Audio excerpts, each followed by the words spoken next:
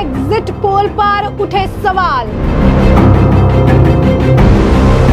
लोकसभा चुनाव की तरह होंगे एग्जिट पोल बुरी तरह फेल। एग्जिट पोल होंगे गलत साबित, हरियाणा में बनेगी बीजेपी की सरकार। बीजेपी। नमस्कार, मैं अंजलि मिश्रा, स्वागत है आप सभी का प्यारा हिंदुस्तान में। आपको बता दें कि हरियाणा चुनाव को लेकर खासकर वोटिंग खत्म होने के बाद जिस तरीके से एग्जिट पोल सामने आए हैं, इसके बाद बयानबाजियां देखने के लिए मिल रही है और अब 8 तारीख का बेसब्री से इंतजार किया जा रहा है, क्योंकि 8 तारीख को रिजल्ट आएंगे और इस बात का फैसला हो जाएगा कि जनता ने हरियाणा का ताज किसके सर जो है बिठाया है। अब ऐसे में इस दौरान जो एग्जिट पोल सामने आए उसमें कांग्रेस को कई एग्जिट पोल में बढ़त देखने के लिए मिली, जिसके बाद बीजेपी नेताओं ने इन एग्जिट पोल्स को छत्तीसगढ़ विधानसभा चुनाव और 2024 के लोकसभा चुनाव से जोड़कर जो है बयान दिया और यह कहा कि जिस तरीके से एग्जिट पोल में लोकसभा चुनाव को लेकर यह दावे किए जा रहे थे कि बीजेपी का आंकड़ा 400 के पार जाएगा, छत्तीसगढ़ में जो है कांग्रेस की सरकार जो एग्जिट पोल में बन रहे थे, लेकिन जब रिजल्ट आया तो सब कुछ उल्टा था। लोकसभा चुनाव में जब रिजल्ट आए तो बीजेपी जो है 300 का आंकड़ा जो है नहीं पहुंच पाई और छत्तीसगढ़ में भी भाजपा की सरकार बन गई। और इसीलिए यह कह रही है कि हरियाणा की जो जमीनी हकीकत है उससे कोसों दूर है एग्जिट पोल और इस एग्जिट पोल का हकीकत से कोई लेना देना नहीं है। 8 तारीख को जब रिजल्ट आएगी तो एक बार फिर से तीसरी बार नायाब सिंह सैनी के नेतृत्व में भाजपा की सरकार हरियाणा में बनेगी। अब इस बीच खुद हरियाणा के मुख्यमंत्री नायाब सिंह सैनी एग्जिट पोल पर एक सवाल का जवाब देते हुए कहते नजर आए कि जब 8 तारीख को रिजल्ट आएगा तो हरियाणा में पूर्ण बहुमत से बीजेपी की सरकार बनेगी और इसमें कोई भी शक नहीं है। वहीं हरियाणा के पूर्व गृह मंत्री अनिल विज ने भी इसी तरीके का बयान दिया।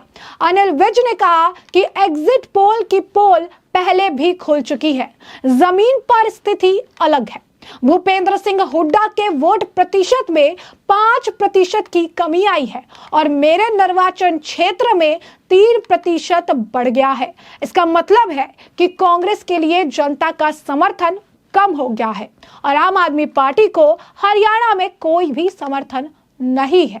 वहीं आपको बता दें कि बीजेपी के नेता किरण चौधरी ने भी इसे लेकर बयान दिया है और उन्होंने कहा है कि जमीनी हकीकत एग्जिट पोल में दिखाए जा रहे नतीजों से काफी ज्यादा अलग है। हरियाणा में भाजपा की सरकार बनकर ही रहेगी। वहीं लगातार जिस तरीके से हमने आपको कहा कि बयान देखने के लिए मिल रही है, लगातार जो है हरियाणा के बड़े नेता, बीजेपी के जो उम्मीदवार है, बीजेपी के जो नेता है, उन सभी का यही बयान है कि 8 तारीख को जो रिजल्ट आएंगे वो चौंकाने वाले होंगे और उन रिजल्ट के अनुसार भाजपा की सरकार जरूर हरियाणा में बनेगी। इस बीच पंचकुला विधानसभा सीट से भाजपा उम्मीदवार ज्ञानचंद गुप्ता ने भी कहा कि पंचकुला में शांतिपूर्ण मतदान हुआ, लोगों ने हमारे काम की काफी सराहना की है और हमारे द्वारा किए गए काम के लिए हमें वोट भी दिया है। वहीं दूसरी तरफ अंबाला से भाजपा उम्मीदवार असीम गोयल ने कहा, राजनीति दावों का खेल है, अगले 48 घंटे में तस्वीर साफ हो जाएगी, हरियाणा में भाजपा सरकार बनेगी। आपने हरियाणा विधानसभा चुनाव में कोई बड़ी भूमिका नहीं निभाई है क्योंकि उनके पास कोई विजन ही नहीं था। मैं हरियाणा आप अध्यक्ष सुशील गुप्ता को भी बधाई दूंगा अगर उनके अधिकांश उम्मीदवार अपनी जमानत बचा पाते हैं। यानी साफ तौर पर जिस तरीके से हरियाणा के बड़े नेताओं, दिग्गज नेताओं का बयान सामने आया है, जिस तरीके से वो ये उम्मीद जता रही है कि फिर से जो सरकार भाजपा की जो है बनेगी हरियाणा में और इसमें कोई भी दो राय नहीं है कि बीजेपी पूर्ण बहुमत के साथ जो है हरियाणा में सरकार बनाएगी। तो साफ तौर पर जो एग्जिट पोल है उस एग्जिट पोल को अब उसका कंपैरिजन अगर हम देखेंगे तो उसका कंपैरिजन साफ तौर पर किया जा रहा है किससे?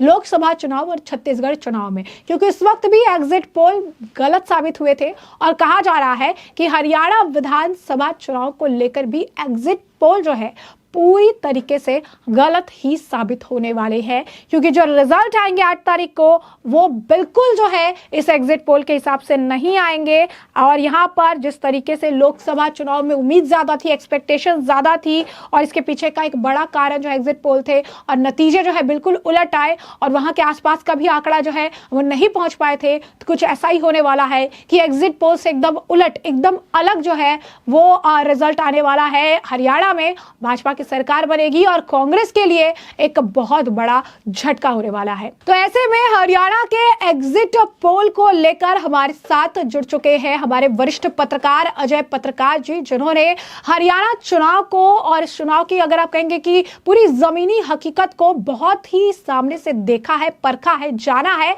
और एक एक्सपर्ट की तरह जो है उन्होंने अपनी राय हमेशा से रखी है। अब ऐसे में हरियाणा के जो ये एग्जिट पोल आए हैं, इस पर क्या कहना है अजय पत्रकार जी का, जरा सुनते हैं। दोस्तों नमस्कार। अभी जो एग्जिट पोल आए हैं उन पे क्या पूर्णतः भरोसा किया जा सकता है? मैं आपको बता दूं, इसके पहले भी जितने भी एग्जिट पोल आए हैं उसमें सही भविष्यवाणियां नहीं रही। छत्तीसगढ़ में किसी ने भी बीजेपी की सरकार के लिए दावा नहीं किया था, किसी भी एग्जिट पोल ने। और आपको बता दें, इसके पहले भी तमाम ऐसे एग्जिट पोल आए, जैसे बंगाल के लिए टीएमसी के लिए किसी ने दावा नहीं किया था। सारे एग्जिट पोल बीजेपी के फेवर पे जाते थे, परंतु वहाँ पे परिणाम उल्टा हुआ। इसी के पहले कश्मीर का जो परिणाम था उसमें नेशनल कॉन्फ्रेंस को पहले बतला रहे थे, जो इसके पहले जब चुनाव हुआ था, परंतु वहाँ पता चला बीजेपी के 25 जीत के आए थे और पीडीपी के 28 जीत करके आए थे। तो कुल मिलाकर के सर्वे का मैं बहुत छोटी सी बात बता रहा हूँ, जैसे हरियाणा में सरकार बनाने के लिए 45 चाहिए, 8 सर्वे हुए, किसी ने अगर 25 दिया किसी पार्टी को, किसी ने 30 दिया, किसी ने 40 दिया, किसी ने 45 दिया, किसी ने 50, तो 8 में एक तो सही आ ही जाएगा। तो कुल मिला के सर्वों का आज तक बिल्कुल सही आकलन कभी नहीं रहा। अटल बिहारी वाजपेयी को उसमें साइनिंग इंडिया पे था कि अटल बिहारी वाजपेयी जीत रहे हैं, नहीं जीत पाए। इसके पहले कांग्रेस के सर्वे पे, तो सर्वे कुल मिला के वहीं आपको हरियाणा के बारे में बतला दें। हरियाणा पे सरकारी सबसे ज़्यादा जिनको ज्ञान होता है वो सरकारी कर्मचारियों का कहना है कि वहाँ भाजपा आ रही है। अब जो वहाँ के आंकड़े आ रहे हैं उससे साफ है कि एग्जिट पोल पे भरोसा न करके अगर आप यथार्थ में जाएंगे तो स्थितियाँ दूसरी हैं। अब देखिए, यही पोजीशन लोकसभा में रहा कि बीजेपी का 400 का आंकड़ा तमाम एग्जिट पोल बतला रहे थे, मगर 300 से कम हो गए, तो 250 से कम हो गए। तो कुल मिलाकर के निश्चित तौर पर इन जो एग्जिट पोल के आंकड़े सही नहीं। मैं आपको बता दूं, अभी जो लोकसभा चुनाव हरियाणा पे हुए हैं उस पे 42 में कांग्रेस जो है 19 सीटों में 1 वोट से लेकर के 900 वोट के अंतर से आगे रही है। 1 वोट से 900 वोट से नहीं, इतना बड़ा कोई मार्जिन नहीं होता। कुल मिला के अगर देखा जाए तो कांग्रेस जो थी उन 42 में लगभग 22 में लीड कर रही थी। 1 से 900 का कोई आंकड़ा नहीं होता है। वहीं बीजेपी जो है सिर्फ 3 सीटों में 1 से 1000 के बीच में आ गई थी। कुल मिला के बीजेपी का अब आप आइए, आप पार्टी इनके अगेंस्ट में लड़ी है, और आप पार्टी के जब 5 विधानसभाओं में आ गई थी तो आप पार्टी इस समय अच्छी फाइट की। इन सब के साथ भी आप वोट ऑफ परसेंटेज पे आइए, जो विधानसभा वाइज जो वोट मिला है बीजेपी को, वो आपको बता दें कि वो वोट ऑफ परसेंटेज इनसे बहुत ज़्यादा है। अब आइए 2019 में बीजेपी को कितने विधानसभा, 2019 में सिर्फ 40 में आ गई थी, 2024 में 44 विधानसभा। इसका मतलब बीजेपी की लोकसभा में जब 5 लोकसभा हार गए तब भी बीजेपी आ गई। अब वोट ऑफ परसेंटेज पे आइए, वोट ऑफ परसेंटेज जो बीजेपी का है वो मेंटेन है। सबसे बड़ी बात आ रही, बीजेपी एंटी जाट वोट के हिसाब से 2014 से लड़ रही थी, एंटी जाट के। अब क्या है, उस समय जाट के अगेंस्ट में जो वोट था वो भी इस बार बीजेपी के साथ जो प्लस हुआ है, बीसी बैकवर्ड क्लास, वो बीजेपी के साथ प्लस हुआ है। दूसरे एससी पहले बीजेपी में नहीं था, इस बार एससी हुड्डा के खिलाफ है। अब आइए, जाटों का वोट ऑफ परसेंटेज 22% है और एससी 21%, दोनों बराबर वोट ऑफ। एससी का वोट जो है वो ज़्यादा कास्ट होता है, जाट वोट डलवा लेता है, मगर एससी खुद वोट डालता है, दोनों में अंतर 22% उनका, 21 तो आप समझ सकते हैं। अब आइए बीसी में जो वैश्य वोट है, वैश्य वोट आप और बीजेपी के साथ था। इस बार चूंकि आप पार्टी ने 90 लड़ाए हैं और इनकी जीतने की संभावना नहीं, तो वैश्य जो है बीजेपी का परंपरागत वोट है, वो बीजेपी के साथ चला गया। पहली बार सिख जो है खुल के मतदान बीजेपी के फेवर पे कर रहा, चूंकि मोदी वहाँ पे गए। स्वर्ण मंदिर जो दोषी थे 84 के दंगे पे, उनको बीजेपी ने बंद किया, जिन कांग्रेसी नेताओं को। तो सिख वोट भी बीजेपी को गया है, वैश्य वोट। पंजाबी 8% है, पंजाबी वोट टोटल भाजपा के कांग्रेस के अगेंस्ट में था। जाट वोट अब आया, मुस्लिम वोट जो है वो 3.5% है, वो टोटल कांग्रेस को गया। 22% में जो जाट का है और गुर्जर जो वोट है वो जाट के अगेंस्ट में चलता है, 3.5% वो बीजेपी फेवर। वहीं अहिर जो वोट है वो 5.14%, वो भाजपा को 10 साल से लगातार जा रहा। अब आप इन सबको देखिए तो भी बीजेपी आएंगे। अब आइए 7.5% ब्राह्मण का, क्या ये वोट किसी और को जाएगा? ब्राह्मण का वोट बीजेपी को जा रहा है। तो कुल मिलाकर के आप देखिए बहुत साफ है। अब जेजेपी जो थी उस बार उसको 10 विधायक मिले थे, 10 विधायक। अब वोट ऑफ परसेंटेज उनका अच्छा था। इस बार भी आपको बताना है जेजेपी को वोट मिलेंगे।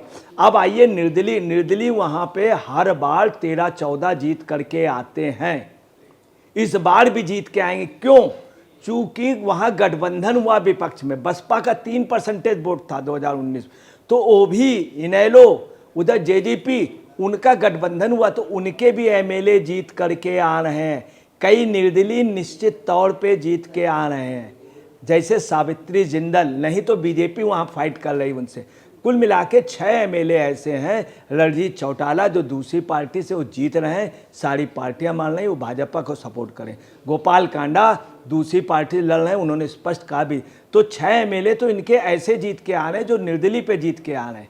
अगर इनकेस मान लीजिए बीजेपी को 30 भी मिलते हैं या 25 मिलते हैं, तो 25 6 ये हो गए 31, 5 इनके निर्दलीय जीत वैसे आ रहे हैं जो इनके विरोधी जीत करके, तो 31 और 5 कितने हो गए? 36। अब आइए जो निर्दलीय जीत के आ रहे हैं वो कांग्रेस के साथ नहीं जाएंगे। वहीं एक बात आ रही है कि हुड्डा को लोग बनाने के उस पर नहीं है, क्योंकि हुड्डा के आने पे शैलजा का हमेशा के लिए रणजीत और ख़ास तौर से सुरजेवाला का बिल्कुल कैरियर ख़त्म हो जाए। तो जो स्थितियां दिख रही हैं, कांग्रेस में गुटबाजी, बीजेपी में गुटबाजी नहीं है। साफ ऐसा लगता, सरकारी कर्मचारी कह रहे हैं, वहाँ के जितने भी सियासती लोग हैं वो कह रहे हैं कि बीजेपी इतनी कमज़ोर नहीं है।